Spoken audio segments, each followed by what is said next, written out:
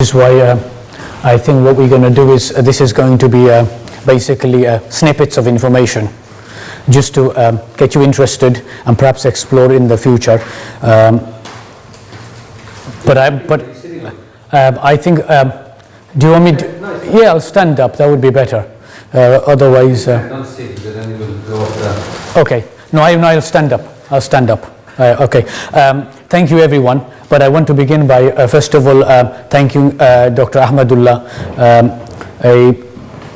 I've said to him before, I wish we had more people like him doing this type of activities in our communities, promoting discussion, debates, scholarly activities, which we don't have enough, to be honest with you. And when you have an event like this, and we do not fill up very big halls, never mind a small room like this, it says a lot about our intellectual condition. It's symptomatic of the problems we're facing, not only in the diaspora, in the United Kingdom, among the British Bangladeshi community, but also in parts of the United States, Canada, where we've got large and growing diaspora populations, and we need to be encouraging more discussions and debates within our communities, not only about our history, but our culture, tradition, religion, and a whole range of other issues, which we are not doing enough of. So a big thanks to you for single-handedly yes, in many ways, it's a hard effort. It's a hard effort, and it's also often a thankless task as well. Because when you do it very well, you don't get thank yous, and when you do it badly, you get criticized, so you can't really win. So thank you very much for the invitation. Now, this subject, studying the Sultanate period, you know, when we talk about Bengal, I'm talking here we're looking at northeast of India region.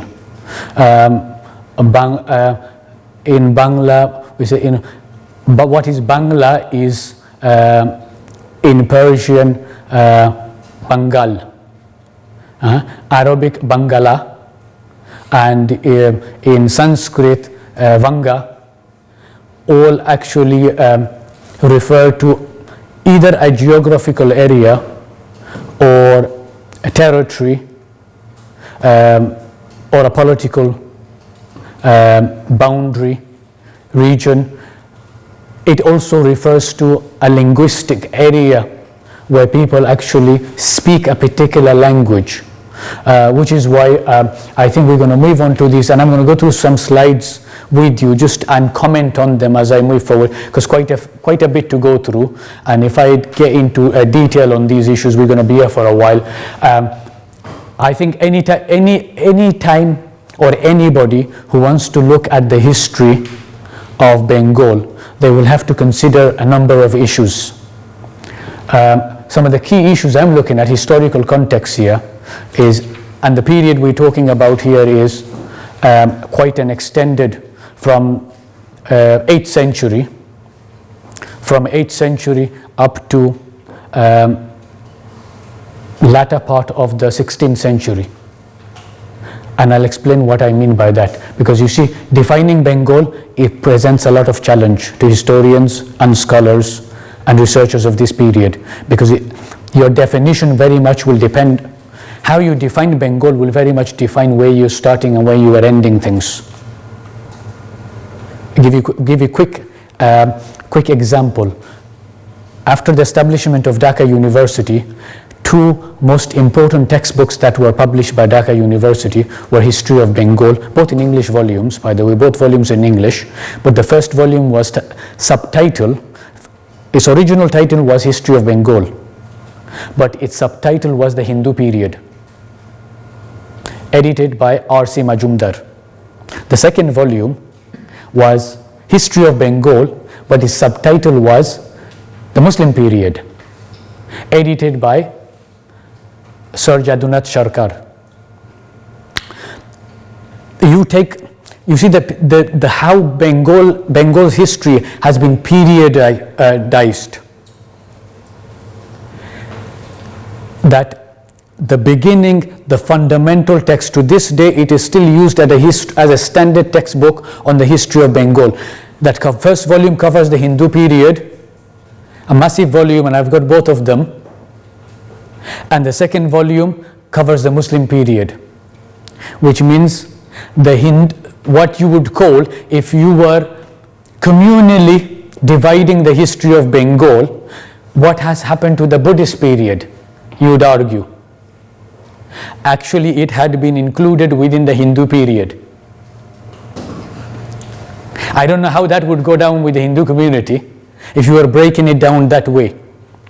But then you've got another group of historians, and in particular, Mumtazur Rahman Tarafdar is a good example of that. He categorizes history of Bengal into what he calls Prachin Jug, Madhya Jug, and Adunik Jug. Basically, as far as he's concerned, he says, I'm not interested in communalism, I'm going to take a more secular approach. And therefore he says, he classifies the whole history of Bengal into the ancient period, medieval period, and the modern period. And so the reason I'm giving you both examples is to draw your attention to say, look, what is your intentions for studying history? What point are you trying to make? What are you trying to deal with? What are you trying to explore? This is very, very important. That will very much, your philosophy, if you like, philosophy of history will very much dictate how you define Bengal, how do you deal with what I call the pre-Sultanate period of the history of Bengal, which is the Pala and Sena rule. Because the Palas came into power in Bengal just as the Abbasids came to power in the Middle East. And they by and large, Bengali speaking rulers, but they were Buddhists. Very tolerant. Dharmapala in particular was a very tolerant and what Plato would call a philosopher king. A king who was intellectually very much glued up and very keen on promoting intellectual activities and literature and poetry and language and the whole range of other things. But we hear very little about them, and even the Palas now have been subsumed into the Hindu period, so they don't even have their own identity to a large extent. You have to go out of your way to find that period. The Shenas, who are often assumed to be the pre-Sultanate rulers of Bengal, actually weren't Bengalis at all. They came from South India, Karanese speaking, so they couldn't speak Bangla at all. They came with a religion that was also alien to Bengal. And these are questions that we do not ask. And how do we explain our contemporary history of Bangladesh or Bengal in relation to its past? Which is why I've often said in my previous seminars that our past and our present and future are interlinked and interdependent. We cannot understand our present without reference to the past, just as we cannot carve out a future without understanding the present condition. So it is very important to have that historical overview before we jump into the Sultanate period. But I'm mindful of time and hence going to whiz through. Look, the early Arab traders were coming into Bengal way before the Sultanate period began, and we must not ignore that. Historians disagree whether it was the Arab traders were coming in or whether it was the Persian traders who were coming in first. One thing we do know is that the Persians were better sailors, for example, than the Arabs.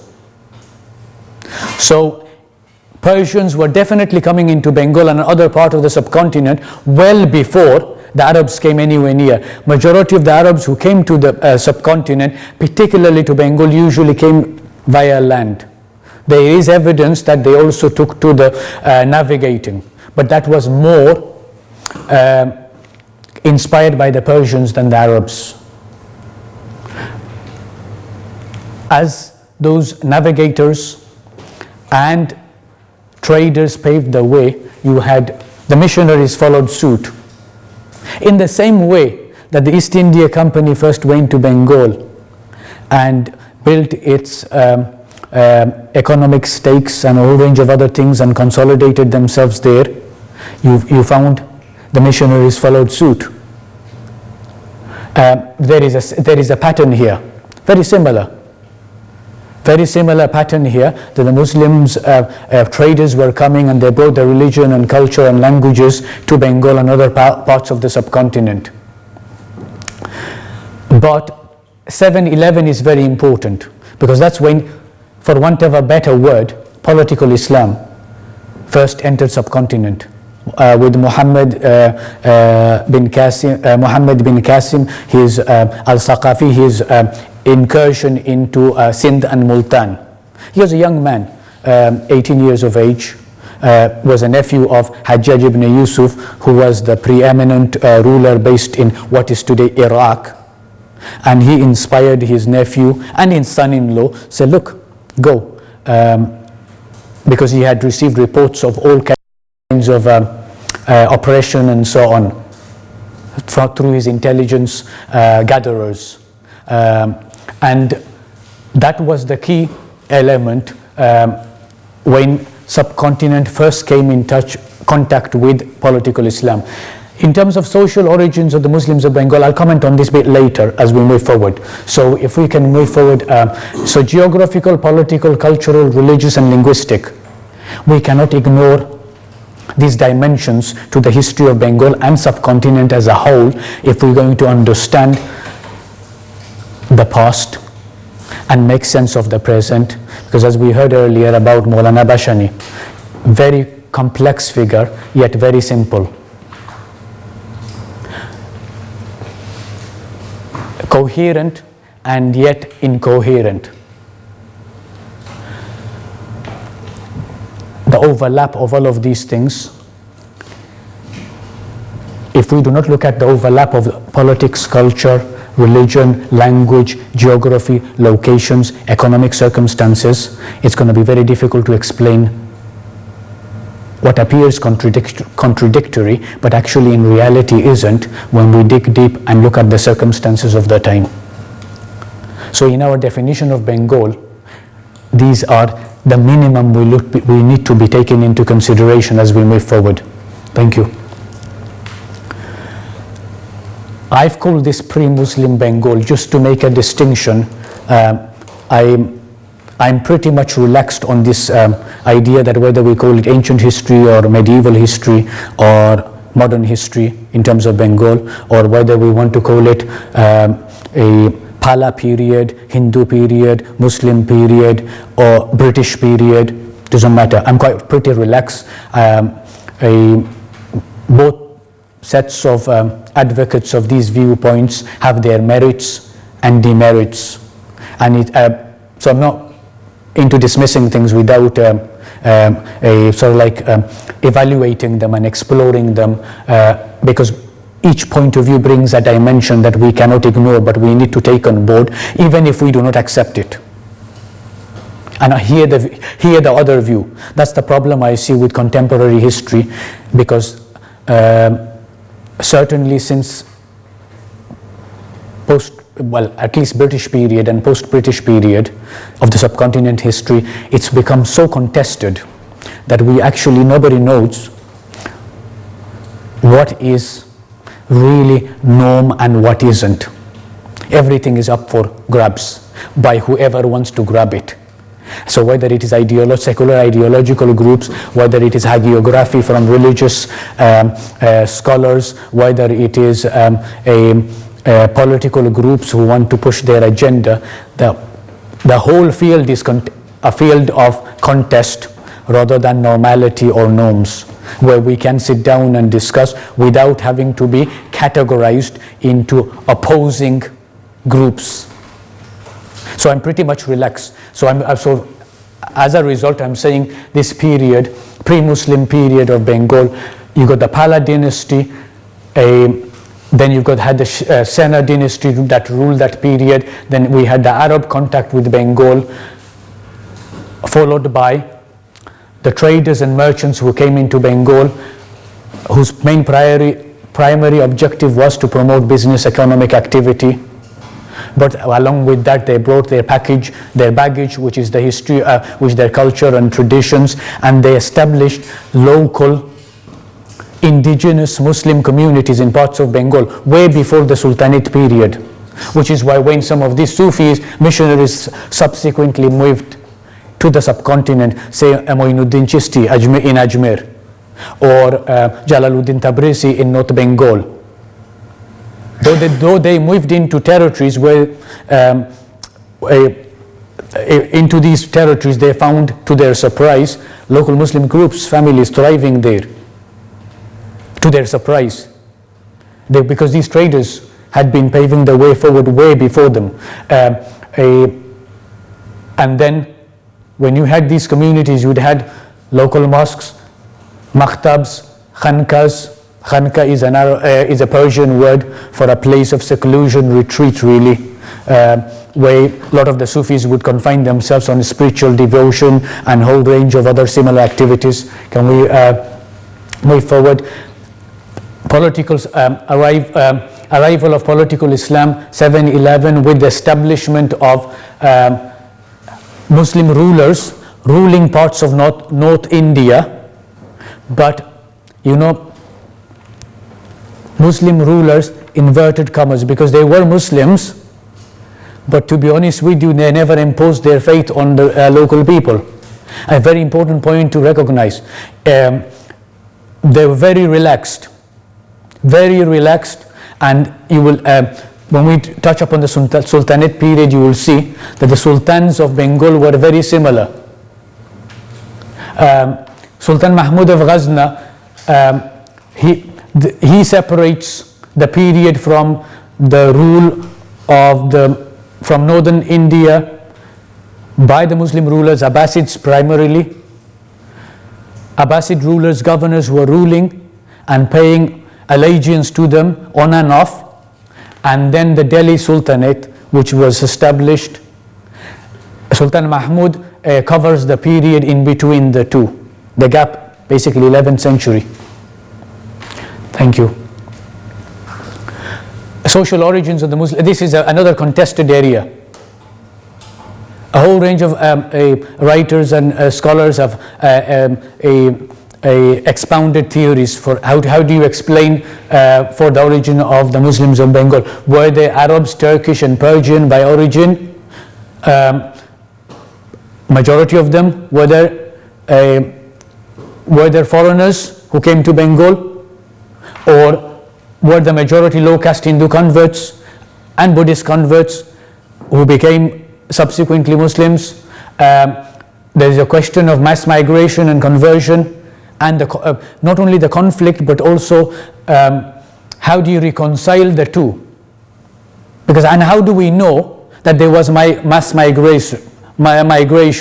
What is the historical evidence for arguing that? Because there is sufficient evidences for arguing that there were traders coming in, Sufis coming in from here and there, but the idea that you had hundreds of thousands came from Persia or Arabia, there is no historical evidence at all, neither in Arabic sources, Persian sources, Urdu sources, Hindi sources, any sources. Well, certainly I haven't come across any last 10 years at least looking at this area, which is why this forces Richard Eaton and others to go to work towards an explanation that looks at both mixed origin, initially mixed origin, and subsequently post Sultanate period, a lot of conversion. Can we move on? Thank you. I think we move on to the next one. Now, how do we classify this Sultanate period in Bengal? Because you see, look here, the whole Muslim rule in Bengal can be, and most historians classify it as the formative period, the Sultanate period, the Afghan period, you've got the Mughal period and the independent Nawabs rulers period. If you were looking at the whole period, you could look at each one of them, these periods, and write a whole book on the subject. Because we're looking at several centuries covering this, from the beginning of the 12th century, beginning of 13th century, all the way up to the 18th century, mid 18th century. So that whole period is here. I am going to be focusing, obviously, because of the subject matter of this presentation, the Sultanate period here. Move on to next one, Ahmadullah Bhai, thank you very much. Now, you see, that's the formative period. It is the Sultanate period, but the formative period, a period that is important because that lays the foundation for what you would call the Sultanate period proper. Here you've got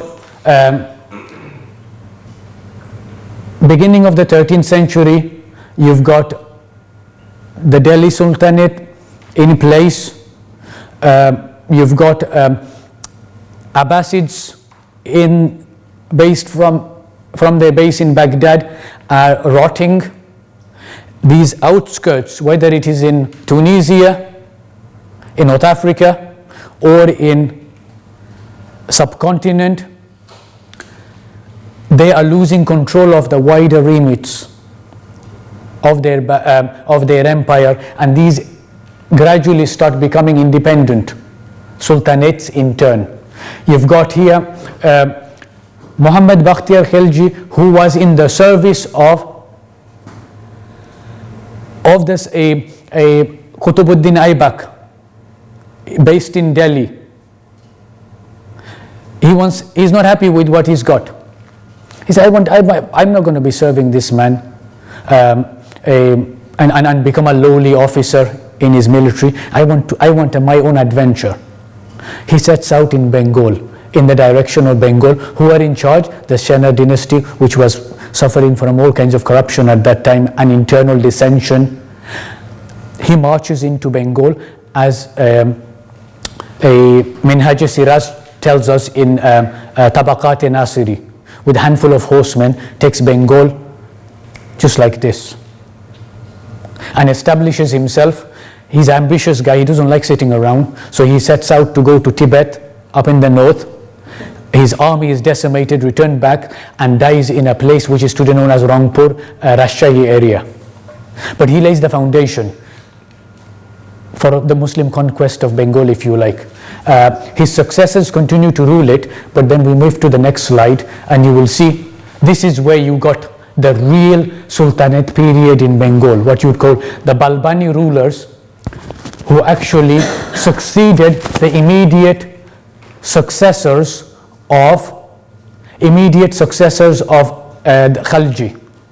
The Balbanis from 1282 and carried on ruling to 1352, and you see that breakdown of the period. I don't want to go individually because I haven't got time. So what we're going to do is, this gives you a flavor in terms of breakdown of the different periods of the Sultanate period in Bengal. You had the Ilayas Shahi rule. You always had that internal dissension. And then another one comes on, then you have the Raja Khan's interlude, followed by the restoration of the Ilayas Shahi rule, Arab dynasty 1 and 2, followed by the Afghan rule. It was the Afghans who were ousted by the Mughals under Akbar the Great. Jalaluddin Muhammad, better known as Akbar the Great.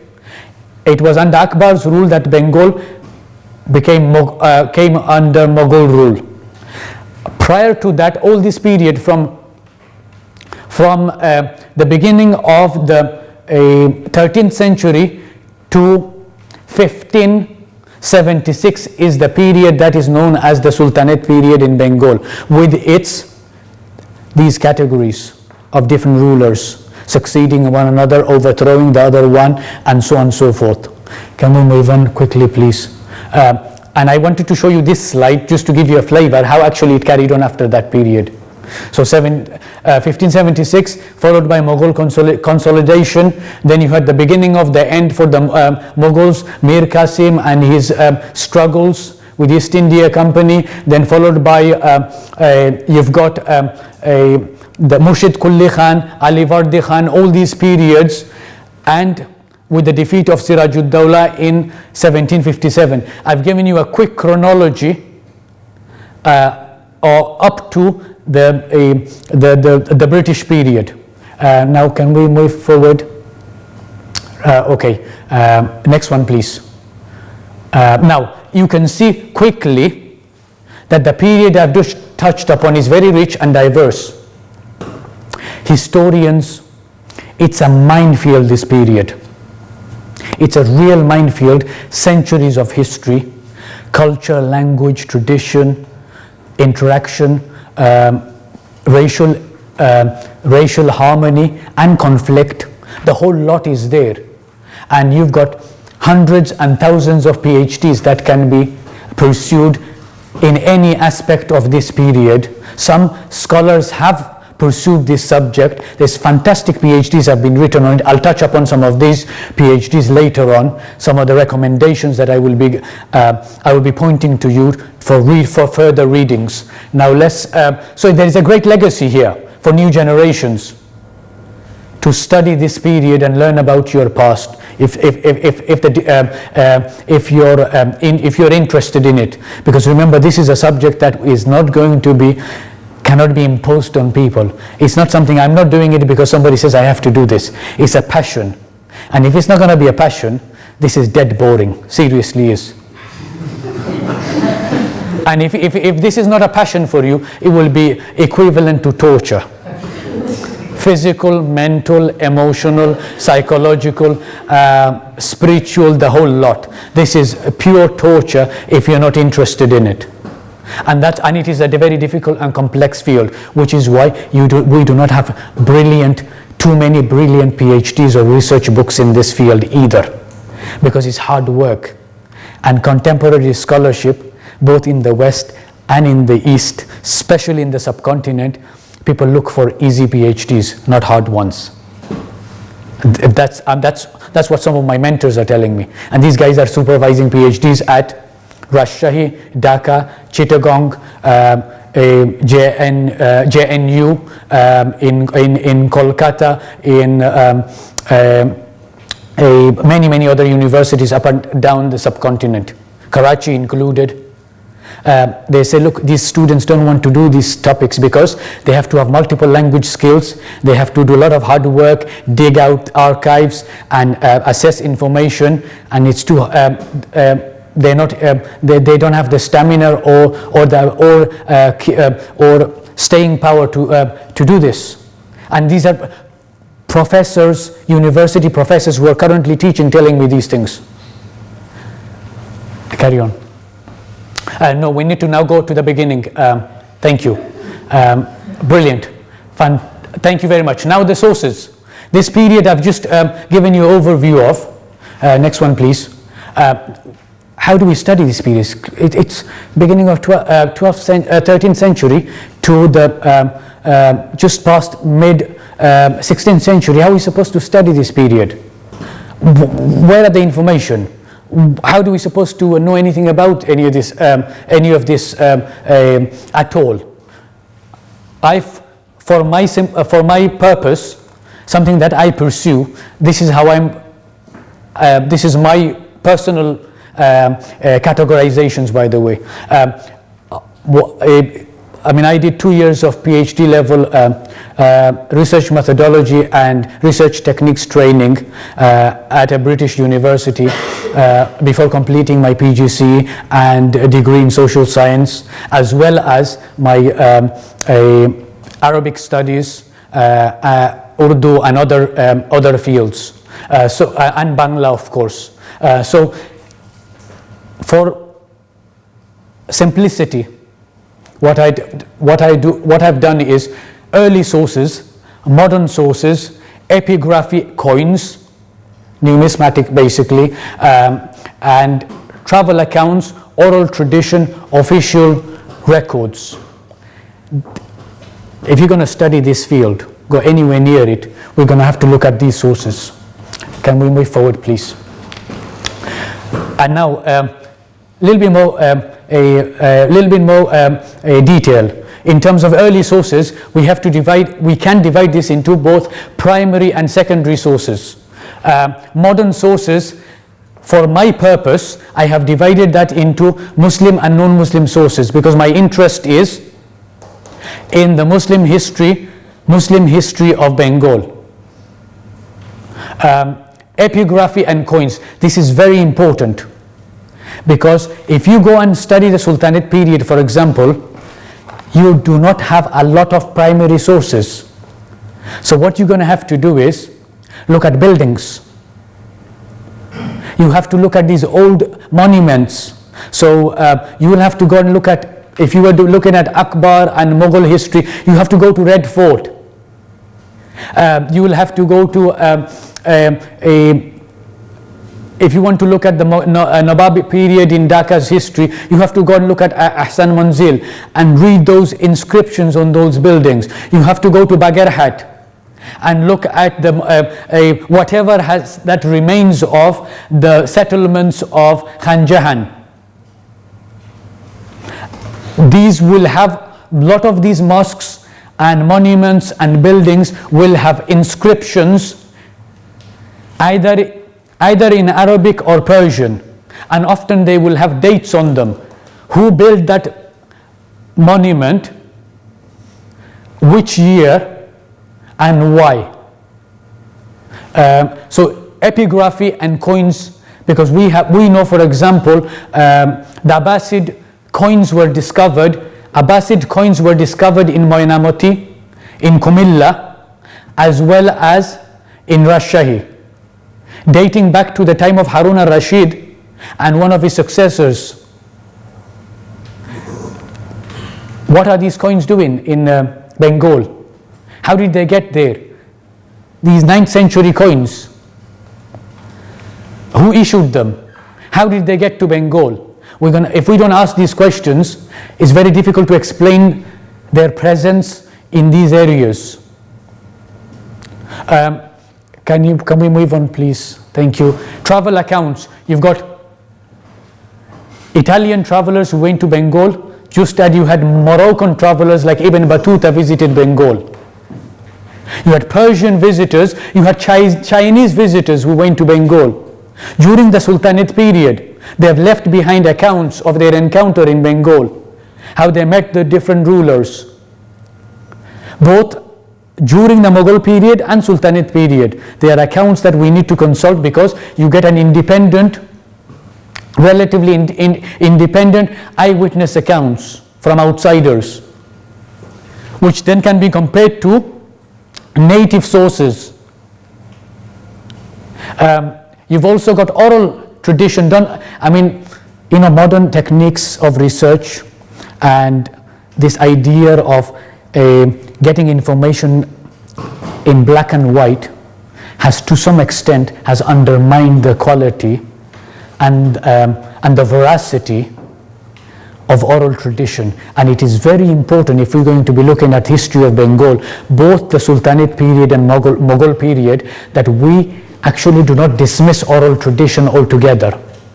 In fact, oral tradition transmitted up to this day are critical in explaining and filling gaps in all periods of history in Bengal. Even modern figures, whether it is Moniruzzaman Islamabadi of Chittagong, or Maulana Bashani, or A.K. Fazlul Haq, to somebody like a very important and close, and because I'm doing research on him, is Nawab Abdul Latif. If you dismiss oral tradition, you're going to have gaps in your research that nothing else will fill. But you do not take this oral tradition face value. You obviously contextualize it, you ask questions, where are you getting it from, who are you getting it from? So when I got oral tradition about Shah Jalal, which I've collected in whom I covered briefly in my book, Muslim Heritage of Bengal, I found a lot of the things about Shah Jalal, oral tradition from the Dargah, the Mutawallis in Dargah Sylhet that were giving me information, that wildly, I mean, you had to dismiss them, some of it. Other things that I could not get it from anywhere else, written or otherwise, except from the Mutawalli. So this is where you have to balance your subjectivity with your objectivity and analyze it and contextualize it and see how you actually will assess and place this information within your research. All I'm making here at this stage is a case for, there is an important case for taking oral tradition into consideration, whether you're looking at history of Bengal or any other traditions where writing information down was not prevalent. Official records, both national and international, United Nations carried out research work and surveyed Bagherhat, for example. Fantastic piece of work they have done. Now, which is why the Bagherhat area is now today regarded as World Heritage Site. We need to be consulting these sources if we're going to be looking at the, say for example, the life and work of Khan Jahan. But Bangladesh government has also carried out archaeological and cultural surveys of a whole range of fields and areas in Bangladesh, and these are important documents that needs to be consulted, although not always accessible and very difficult to get hold of. Carry on, thank you very much. How are we doing time-wise? Okay. Yeah, we're fine. Now essential, I want to leave a lot of time for questions and answers, so I'm whizzing through deliberately, because if you ask questions, it's easier to develop things. How do you now, if you say, look, okay, Mojlum Khan, you said a lot, but give me, just get all this waffle out of the way and give me some titles, some of the stuff that I can study. I can go directly into and start my first steps in this journey. I said, this is what you need to be doing. Essential references for the Sultanate period here. I'm looking at Minhaj al-Siraj al-Jujzani, very important historian. He is probably, I have written an article, and it is on the Bengal Muslim Research Institute website, called Brief Lives of Classical Muslim Historians of the Subcontinent. It's only 4 pages, 5 minutes read really, but what it will do is give you a very quick flavor of people like Sadruddin Hassan Nizami, Rashiduddin Fazlullah, Abdul Malik Isami, Ziauddin Barrani, and Abul Fazl. You know Abul Fazl, the courtier of Akbar, who wrote 2 fantastic books. One is Aini Akbari, and the other one is Akbarnama. Both of these are essential because he makes regular references to Bengal and its administration. Essential sources. And Abdul Qadir Badauni. A very quick overview of who these people were and what they actually did. It's on our Bengal Muslim Research Institute website. This is a quick, very short article, but this man deserves a lot of attention because the first primary source and the only eyewitness account we have for the formative period of Sultanate period in Bengal is Minhaj-e-Siraj. Because the first 50 years, so from the beginning of the 13th century to the middle of the 13th century, he is your eyewitness. Not only eyewitness, but also most closest to the contemporary account. Look at his book, Tabaqat-e-Nasiri, which he dedicated to Sultan Nasiruddin Mahmud of Delhi. Look, when he wrote, around 1260. That's the closest you're going to get. So thankfully, a portion of this volume is available in English translation. The original is written in Farsi. And I will strongly recommend, it is hard reading because you see these medieval works don't have the sense of chronology we have today, and dating of places and names of places can be quite difficult to track and link up, but he is worth reading. But the other most important book, I think, and much closer to our time, is Riyazus Salihin. You know, Riyaz in Persian, plural Persian word for Rosa. which means garden in Persian, Rosa, and Riyaz is a plural of garden, which is gardens of the kings, Salatin.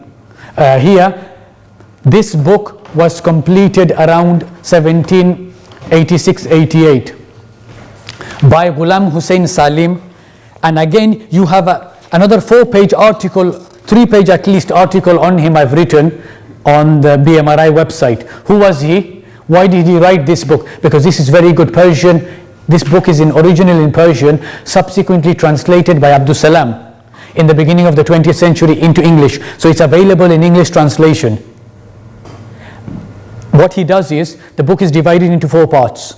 You want to be focusing on chapter number 2, which covers the Sultanate period. Very, very good overview. Again, there is the sense of chronology and naming of places can be problematic at various places. But 2 Persian sources I'm pointing you towards, both, one of them partly available into English, the other one, the entire volume is in English, which is the second one. The other books I've listed here is Battasali compiled a volume, as you can see, in 1922, Coins and Chronology of the Early Independent Sultans of Bengal.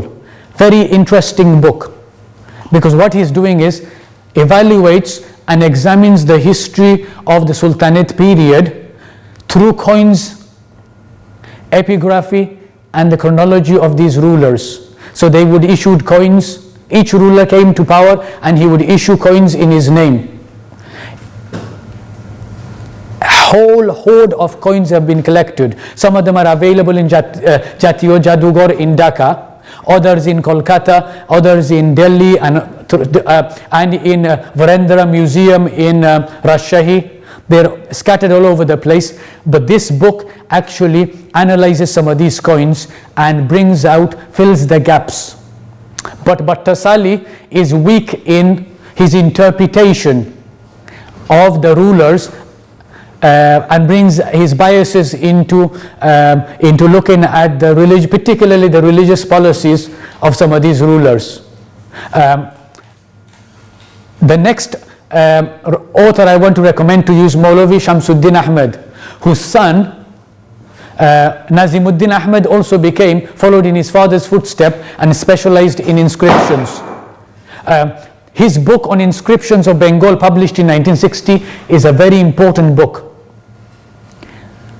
I have, as I said, I've got copies of these books which I've gone through and I found them very useful. That's why I'm recommending them to you.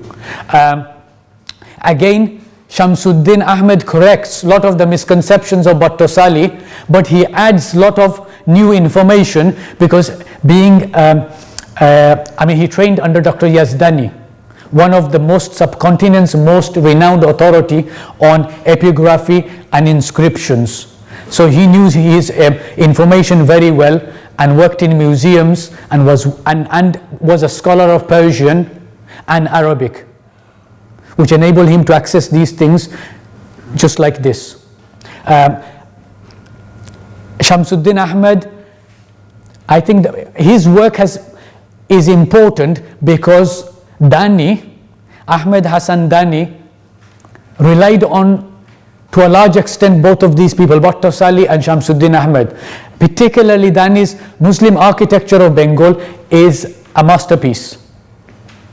Because if we are looking at reconstructing history where the gaps based on coins, epigraphies, and inscriptions, then Dani's architecture is fascinating, because what he does is he looks at all the mosques, temples, monuments, and he deciphers all these inscriptions on these buildings, and he covers the building side as opposed to the other 2 authors looking at the inscriptions and coins and chronology.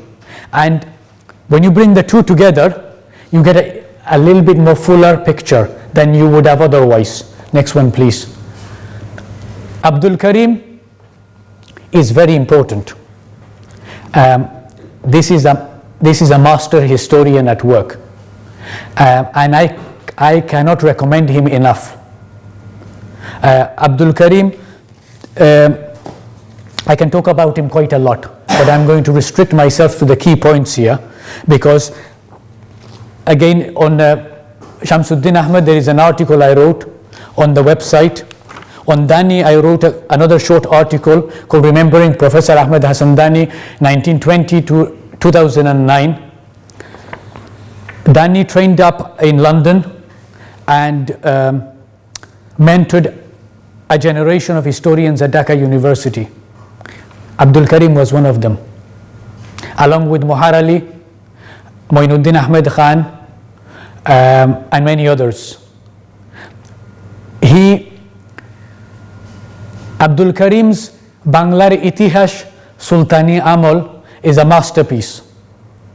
You really need to, it is in Bangla, unfortunately, and from what I know, an English version is not available yet. So those of you who read Bangla, you read this book, you know a master historian is at work. The way he reconstructs the history of the Sultani Amal in this volume, it's amazing. Why? Because the man knows Arabic, he knows Persian, he knows English, he knows Bangla, he knows Urdu, and he has got some familiarity with Sanskrit and Hindi. 7 languages. 2 PhDs, one from Dhaka on the social history of the Muslims of Bengal under Dani, and then another PhD at SOAS on Murshid Kulli Khan and his times. And some years ago I wrote a review of Abdul Kareem commemoration volume, which was edited by Shamsul Hussain from Dhaka, and this article is on the website again, a couple of pages again, worth reading, just flicking through this article. But I'm going to recommend you, if you want to understand this man, you need to understand him in his words, not my words. So what do? I recommend a book to you called Samaj o Jibon in Bangla. Samaj o Jibon, which basically means society and life. That book is his autobiography. It is one of the best books I've read in Bangla so far. Really fascinating. His life, work, scholarship, teaching. His life covers the 20th century. And you get a history of 20th century through the eyes of a historian. You can't beat that. Really can't beat that. So I said to you, Hashi Prakashani in Dhaka published it in 2003. Only 300 taka. Go and buy this book and read this. It's called Samaj o Jibon. Really fantastic autobiography in which he covers most of the 20th century history of Bengal, East Pakistan period, Bangladesh period, and fascinating insights. But he's important as a historian for what he actually left behind. 3 books I'm going to recommend to you. In addition to the Sultani Amal, which was published in 1977 by Bangla Academy, I recommend to you the corpus of the Arabic and Persian inscriptions of Bengal. This is a masterwork. This is, of all the other ones I've mentioned, can we just go back to the previous one? The other ones, Batta Sali, Shamsuddin Ahmed, Dani, all 3 combined, including my own mentor, A.K. Yaqub Ali, wrote on the same subject another one. He's now Professor Emeritus at Rajshahi University in his late 70s. You combine all of these 4-5 historians and you come with this volume. Ahmed Bhai, next. Yes, this volume. Corpus of the Arabic and Persian inscriptions of Bengal. This is 500-page hefty volume, and he's banged in there with critical analysis and evaluation of coins, inscriptions, monuments, the whole lot, into one massive volume. It must have taken him years and years to compile this. Eventually published in 1992. When I went to Asiatic Society Bangladesh bookshop in 2009, and guess what? There was only 1 copy available in their library. And I jumped at it like there is no tomorrow.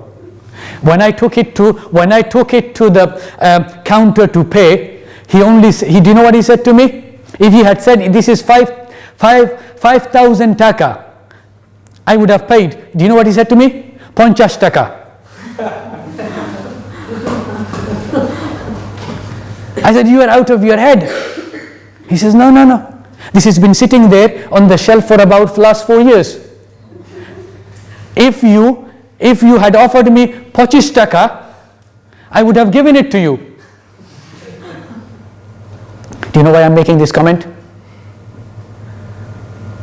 I was gutted that I bought this book for 50 taka. I was gutted. A historian, a dedicated historian like Abdul Kareem, spends a lifetime. His book sits in Asiatic Society Bangladesh bookshop waiting to be bought, and for 50 taka. I'm not going to, my intention is not to be political, but do you see the intellectual condition? We should be fighting to buy this book, rare book, for 5,000 taka.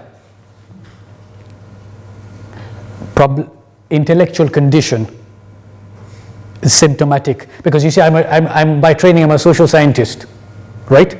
So when I observe these things when I go Bangladesh, I look at people's behavior and the way people do things, and I find baffling some of the things these people do. And the other book is his PhD thesis, Social History of the Muslims of Bengal. That is important because it covers the period that the other books don't cover, which is the social history during the Sultanate period. Because it's very, very important. How did the people during the Sultanate period, the Hindus, the Muslims, the Buddhists, the animists, the secularists, whatever you want to call them, however you want to divide them up, communally or non-communally, what did the people get up to during the Sultanate period? That gives you some information. And that's why it's useful, that book. These 3 books are 3 best written by Abdul Kareem. The 4th one I would add is his Mughal period, because the 4th one is Mughal period, Banglar Itihash Mughal period, but that has got 2 versions. The Bangla version in 1 volume and the English version in 2 volumes, published by Institute of Bangladesh Studies. And I very fortunate to get both volumes, about 500 pages each. That's 1,000 pages covering the Mughal period in Bengal. I was very fortunate to get hold of both volumes through my mentor, Professor Yaqub Ali at Rajshahi. Very rare, you can't get them anymore, both volumes. I'm probably the only one in this country who has got to both of these volumes. And Abdul Kareem wrote them in English, really rich in sources for the Mughal period in Bengal.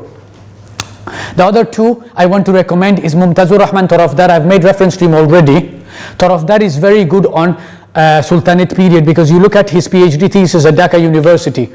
It covered from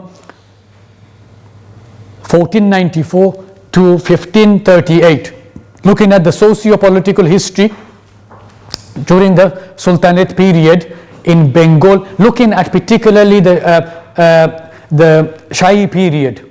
Very, very good PhD, probably one of the best PhDs that Dhaka University have produced during that period. It is regarded as the most definitive work in that field by even historians in Dhaka University itself. It's a standard textbook for postgraduate courses in the Sultanate period at Dhaka University, Rajshahi University, at Chittagong University, and even at Kolkata and JNU and other places they use this. A very, very good piece of work by Tarafdar, who died in 1997. Yeah, so born in Bogra. He did his studies in both his bachelor's and master's at Dhaka, including his PhD, which is that thesis. And then Mohar Ali, Volume 1, History of the Muslims of Bengal. That is also worth reading for the political history of during the Sultanate period. I think I've altogether 1, 2, 3, can we go to the previous 3, 4, 5, 6, 7, 8 authors, and about 15 books I'm recommending. That will keep you occupied for at least a year. If you're really interested in the Sultanate period. Can we move on please to the next? Now, how do you access these books? You probably think, you know what, he's saying we should need to be reading all of these books, so how do we get hold of them? Well, I'm afraid if you're going to do history research, and if you don't have language, you might as well not bother. Particularly a period like this, where you had multiple languages being used. One language, official language, which was Farsi of administration, language of religion and of religious observance was Arabic, but you had masses were speaking Bangla, others were speaking other languages, local colloquials. So without language skills, it's very difficult to get grips with primary sources in any historical research. So I say to you, particularly if you're interested in pursuing the Sultanate period or Mughal period or even subsequent history of Bengal and Bangladesh, without Bangla you're not going to get very far. But then you need to look at Arabic. Very important. So if you look at Bashani, he's constantly making references in Arabic terms. You can't get away from it. Just like Abba, Amma, from father, mother to storm, Tufan are all Arabic terms. We're going to have some sort of familiarity, some sort of understanding, basic understanding Arabic will enable a deeper and accurate understanding of history of Bengal. The reason I'm saying this is I have read writings of historians covering different parts of Bengal whose Arabic were very poor or did not have any Arabic at all, and they make so many gross mistakes, serious mistakes in interpreting concepts. Like if you take for example the concept Rabbani, okay, Rabbani, Rabb and Rabbani, two different things. How do we interpret the two and contextualize it? Because there was a party in Bengal called the party of they wanted to establish the rule of divine rule. Bashani was subscribed to this, as did Muniruzzaman Islamabadi and many others. This concept, Abul Hashim was a great espouser of this concept. Although his son Badruddin Umar thinks he was politically schizophrenic, that's a different subject altogether. Whether the father was a schizophrenic or his son was a schizophrenic, a decision yet to be made by future historians. But the point I'm trying to make is, without understanding these concepts, you're going to get wrong in the end of the stick. Same with Persian words and Urdu terms. So having some, no, you don't have to be an expert in all of these subjects, but having some knowledge of these languages are critical to understanding basic concepts with which these people were working. Because some of these people were advocating, implementing things, repudiating things, and these were concepts often, words. And if we do not understand the origin of the term, how it came about, how it evolved, and what it was, how this word was used in its original Arabic and Persian and Urdu and Bangla, we're going to end up misinterpreting them. And this is what a lot of historians end up doing. And some of the books I read, I make pencil marks, say, no, you misunderstood this term. Not only have you transliterated the word wrong, you have misinterpreted and misunderstood the whole term. Why? Because of weakness in language. That's why the first thing I'm saying, you need language skills. Postgraduate training. That's what PG training means. It doesn't mean parental guard at all. Look, without research training, you're not going to have access to these sources. Research methodology, techniques, or failing which, asking a historian or a university professor or a researcher to take you under their wing, so they can guide you along. You have to have both. Otherwise, you go into British Library and walk in there and you think, where have I come? What does IOR stands for? India Office Records. What is that supposed to mean? How are these sources, archives are in terms classified and stored, and how do you access them? How do you read them? So not too long ago, I was reading Nawab Abdul Latif's when he gave evidence to the Hunter Commission. Nawab Abdul Latif, when he was called to give evidence to the Hunter Commission of 1882, it's in the British Library. You can see the man talking about it, the whole script there. We need to be able to access them, understand it, and see where he's coming from, because otherwise what you're going to be doing is relying on other scholars who have read it but interpret it differently, and you're relying on a secondary source to project Nawab Abdul Latif, which is not necessarily good, which is not a good idea. The source is available, go to the first source, hear the man say it, and you make your own analysis and evaluation. Very important to do this, and you can only access these sources through research methodology training. So numismatic, this is a very important area for Sultanate period in particular, and the Mughal periods, because if without some understanding of how to decipher epigraphy and coins, a lot of these epigraphies and coins are not readable, shall I say. Often they do not have diacritics as well. Haza Sultanu Nasiruddin Mahmud. How are you going to read this?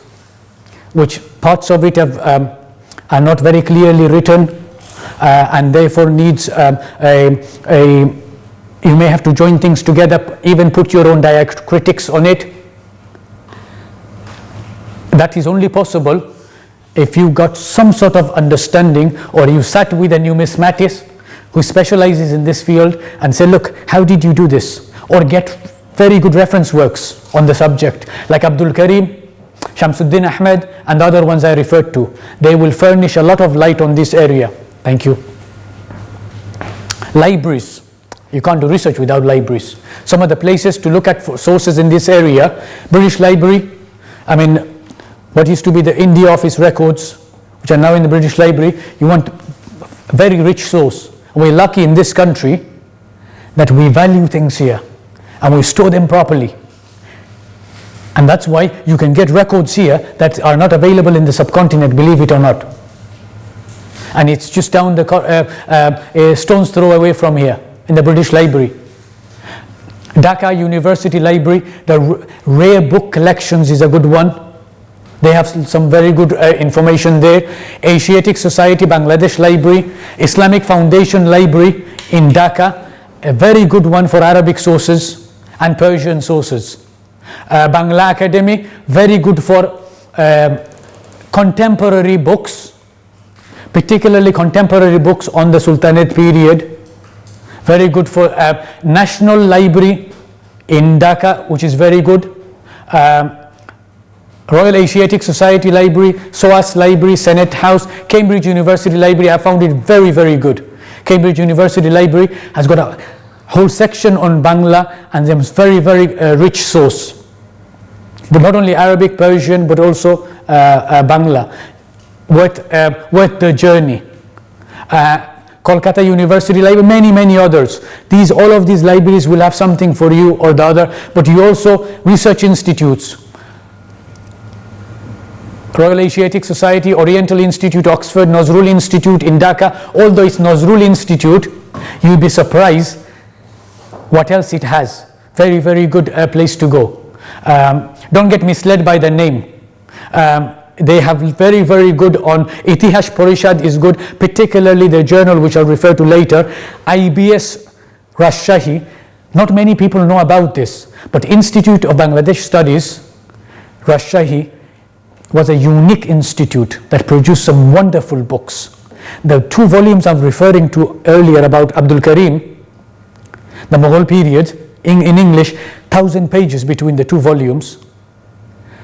Unique piece of work. There's nothing like it. It's in English, published by IBS. IBS produced many, many other very, very important books. So if ever you happen to be a Rajshahi way, it's worth going down and looking at this. You got a Asiatic Society of Bengal in Kolkata. All of these places have very, very good, important, relevant sources. Okay, please move on. Archives.org. If you archives, they've turned a lot of books into PDFs and articles. It's worth going onto that site. You can download for free a lot of rare old books. You will be surprised what you find there. Very, very useful stuff. Journals. A lot of these institutes I've mentioned published journal. Royal Asiatic Society has got a journal. Asiatic Society of Bangladesh has got a very good journal, and a lot of their journals and entries are online downloadable free. So go onto their website, download their volumes, the whole volumes of their journals for free. There's some very interesting stuff in their journals. South Asian Cultural Studies, there got some interesting articles in there. Islamic Gobeshona Potrika in Rajshahi, which Dr. Yaqub Ali I mentioned, he edits that, and they're always very rich. Although it's an Islamic journal, it comes out, it's an annual journal, about 500 pages of it, and it's very rich for historical information. Most of the articles are in Bangla. You got some in English and Arabic. Islamic Foundation Patrika, I found it very useful. They got some very interesting articles by a whole range of scholars, a contemporary and particularly contemporary writers like you've got Abul Fazl, you've got writers like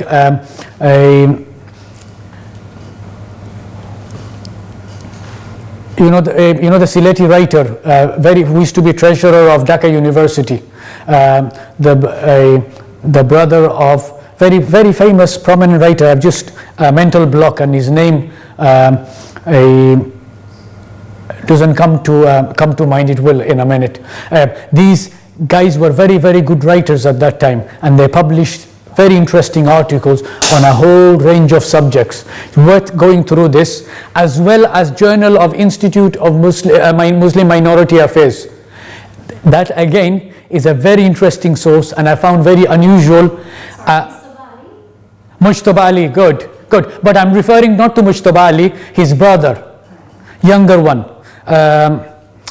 He will come. I've got a mental block. He will come. His younger brother, who used to be the treasurer of Dhaka University, and wrote some fascinating essays.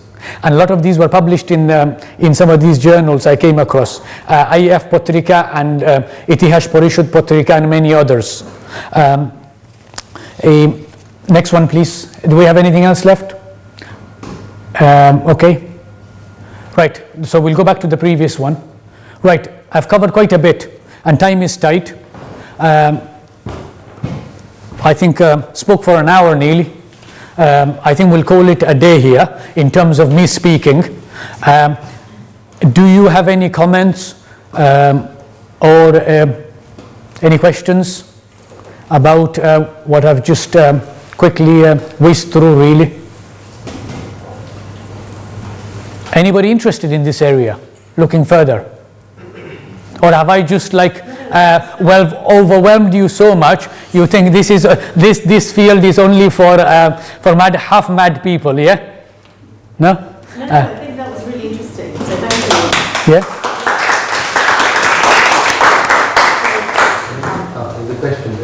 Okay, question? Okay. Do you have any like, I know you provided a list of bibliographies and references, but any kind of detailed, more sort of up-to-date? Bibliography type? No, more sort of generally to reading type, not bibliography type. Well, I haven't got anything other than some of the sources that I have listed here in my book, The Muslim Heritage of Bengal, which has got more than 400 pages of it here.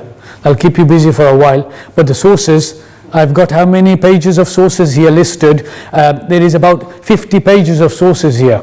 40, so you look at least 40 to 50 pages of sources here, and 5-6 years of hard work. I've got some copies. They normally retail for £20. £10 will do if anybody's interested in a copy.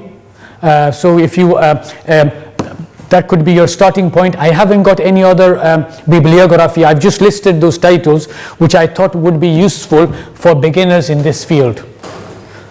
Both classical, medieval source, one medieval source, one pre-modern, and the rest of the modern sources, Persian, Bangla, English, combination, so that gives you a flavor from all different directions. But if you are interested in a particular personality or an area or period, I'm happy to, if you email me. I'm more interested in the Moghul period, colonial period. We're talking about two completely different period here. A Mughal period was post a 1576 period, and so I'm afraid today we're talking about the Sultanate period only. Any yes, comments? When you talk about Subcontinent period with reference to Bengal history, yes. So what do you actually mean by Afghan? Because there is no much yes. difference in terms of origin. Yes. And yes. Afghan. No, you're right. Do you mean by Sher Suri, his dynasty? Yes. Okay. Yes. Yes, that's what historians do. They regard him, the Suris, as being Afghans, which was they were by origin. But in terms of, you may ask you may ask another question, and I say, look, why is there an Abyssinian period in Bengal? Because there is. No, because the Sultanate, the Arabics, and they were Afghan. Yes. Not necessarily, because what happens is it depends on difference when these different families ruled during the Sultanate period. They paid allegiance to whole range of people. Because remember, here we're talking about northeast of Bengal. You had the Delhi Sultanate. You had the Arab rulers not far away in terms of just beyond the borders of Afghanistan and so on. The question was, a lot of these rulers decided they're going to be either align themselves with the Delhi Sultanate or with those guys there. In terms of why these periods are called Afghan period, Abyssinian period, is for ease of interpretation and making a clear distinction from the rule of that family to that rule of that family. And then what the historians have done is, where did these guys come from? And what actually inspired them in what they did? The Suris, okay, But if it is so, then we can further classify a certain period to 5 different dynasties. You can do that. You can. Different families. You can do that, and some historians do that. They do that.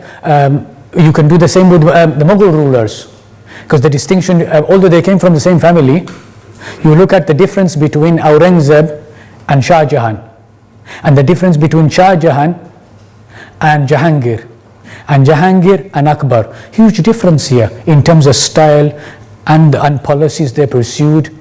Massive difference here. But they are all regarded as Mughal rulers, but not necessarily considered as being same in the way they pursued their policies. Because when you have there is a difference between continuity in terms of a family ruling and continuity in terms of overthrowing the previous ruler and I get into power. And that's where those distinctions come in. Because Jahangir did not overthrow anybody, he succeeded. Shah Jahan succeeded. Yes, they had to have internal family contests and so on, but they succeeded each other. With the Suris and those who came before them, Elias Shahis, before that the Hussein Shahis, before that the successors of Bakhtiyar Khilji, they were internal contests, and one family overthrew the other completely. Same with Raja Khan's interlude. He was going to be overthrown.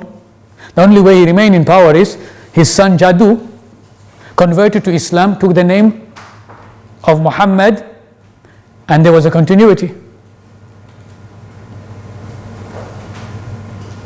So I think it's historians trying to make sense of this huge field, this many centuries of history, and locate each area and look at why this area was different from that, and what motivated these rulers as opposed to their previous ones, and whole range of other issues. You can break these periods even further,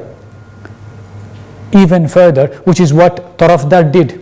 He only looked at just 40 years and wrote a nearly 450-page book on it.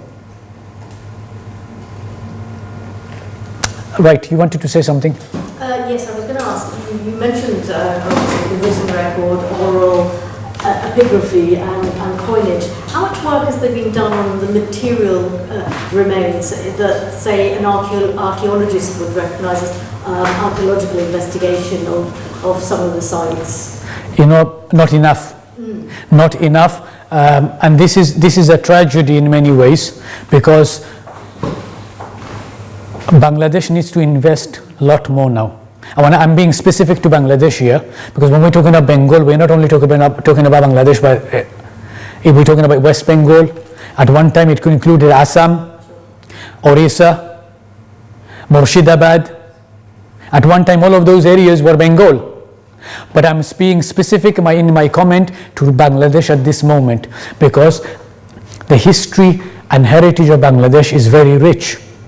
But in terms of archaeological research, in terms of preserving what is there already.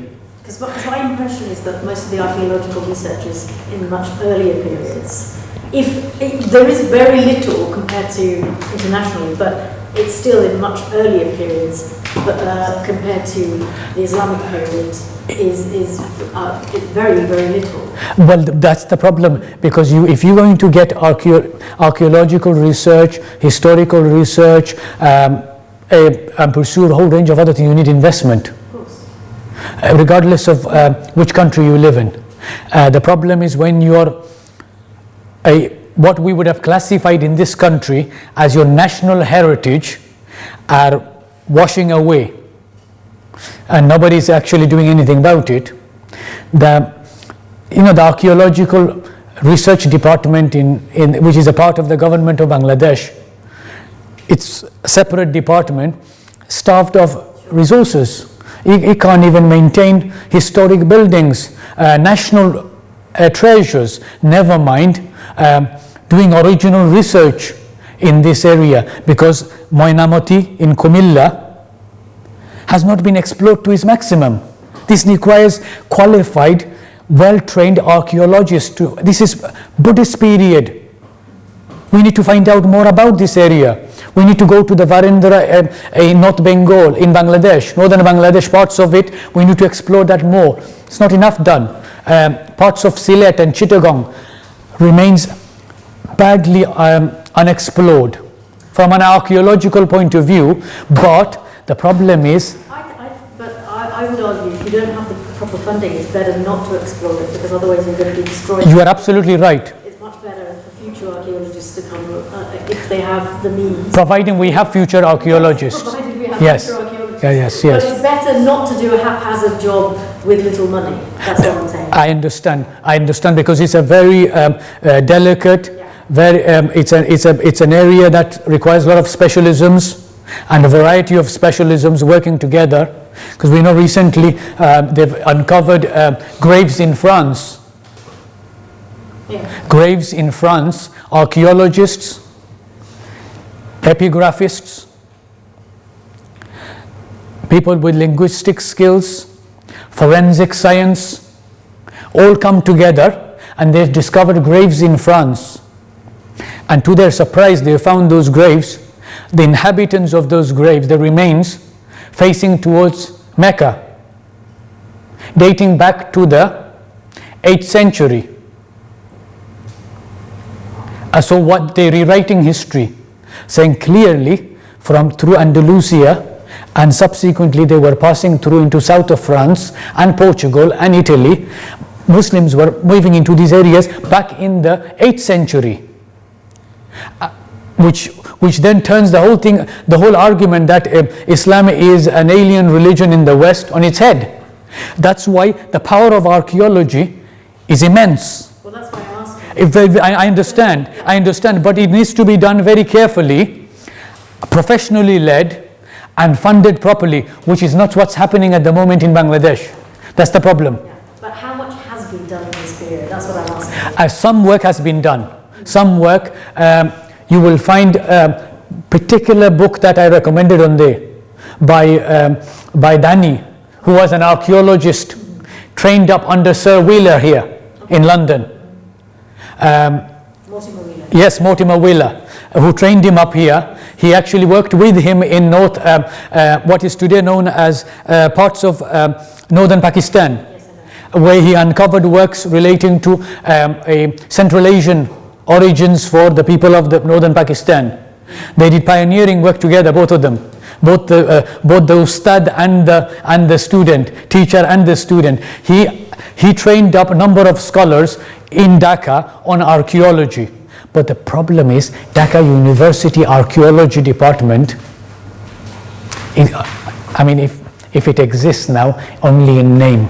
How are you going to train up archaeologists if those scholars are not there and we're not training them up and they're not learning the art of archaeology? It is a neglected field.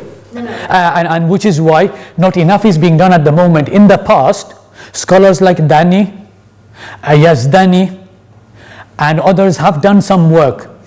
And some of my work, some of the things I write here is based on their works. But last 20 years, 30 years, 40 years, there is very little available. For that period? Indeed, for that period, yes. For earlier periods, yes. There are some... British period was fantastic for that period. I know when we talk about the colonial period, people like to castigate the British and say how horrible they were. But one area in which we have to praise the colonialists or us British was record keeping and preserving information, and particularly the archaeological work that was carried out during the British rule in the subcontinent is second to none. Because if you go back and look at the records of the Asiatic Society of Bengal, how those coins I was referring to earlier was discovered in Moinamoti and in Rajshahi, Paharpur in Rajshahi. When were these discovered? During the British period.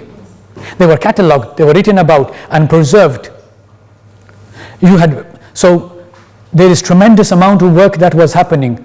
Post-independent India, in this area, the subcontinent's gone backwards, in my observation, humble observation, because neither the government of India or Pakistan or Bangladesh sees much utility in these fields. Perhaps because of our materialistic culture, who knows? There's a lot of archaeological work in Pakistan. I've been in it. There is, but what happens is it's mainly focused on areas. Yes. No, we want to know more about a 8th century, 9th century. Not enough is focused in this area, and certainly the period I've covered here in Bengal, the Sultanate period, beginning of the 13th to the up to the Mughal period. I get the impression it's been neglected. Massively neglected field. Well, when you're looking at, say, somewhere like you know, with some of the great buildings that people go to visit and they sort of talk about. Has there not been any investigation of the material culture? You know, what's been found in certain areas? Has there not been much? So, I mean, if you're preserving a building, there's a great opportunity to be looking at, you know, what the things were made of, and various other things. You know, trade networks bringing in materials to, do you see what I mean? Whole histories are reconstructed and often deconstructed based on a coin or a building or a temple or a mosque. It can be done. I mean, people like Andrew Marr and other contemporary writers, and other historians have written global histories based on maps, for example. This is a hugely neglected field in terms of, look, Ghor and Pandua, two capitals during the Sultanate period. I've got 2 volumes called Ghor and Pandua, edited by ABM Hussain, who did his PhD archaeological research at SOAS in the 60s.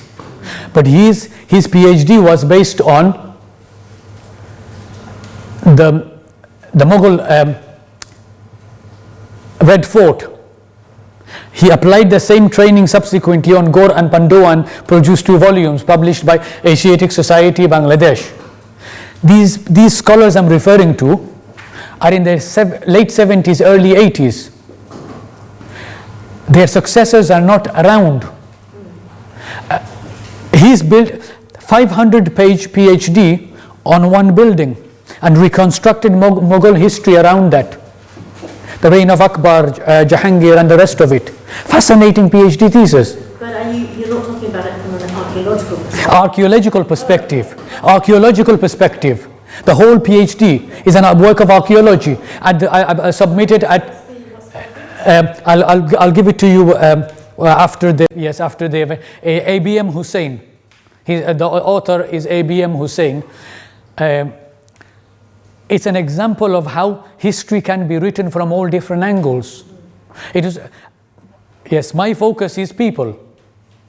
Other people, archaeology. Other people, coins. Archaeology is about people. It is. When you look at It is. culture, you are actually trying to find out what people were doing and how they were communicating. Agreed, because people build those buildings. But also, it's if you find unusual things, you're also looking at how they were communicating and trading with the people. Yes. And how their notions of health and cleanliness and tolerance of impurities and other things. You know, there's a lot of evidence that does tell you that those sort of things. That's why I was asking about. Thank you very much. I have been told time is up. Really appreciate that. Thank you very much for inviting.